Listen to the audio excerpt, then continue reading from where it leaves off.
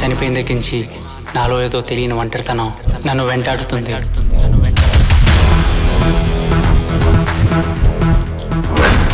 నాన్నని చంపేంత అవసరం ఎవరికుంది అర్థం కావట్లా. అందుకే డిపార్ట్మెంట్లో జాయిన్ అయ్యాను. చంపింది మా నాన్నని బాబాయ్.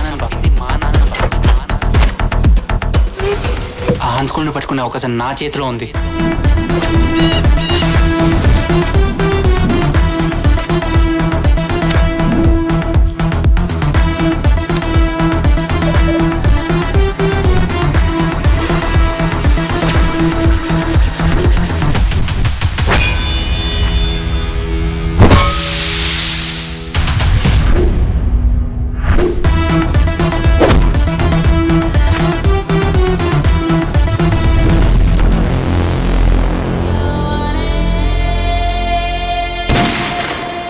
Please do subscribe to Madhura Audio. Please subscribe to Madhura Audios. Please subscribe to Madhura Audio. Please subscribe to Madhura Audio. Please subscribe to Madhura Audio. Don't forget to subscribe to Madhura Audio.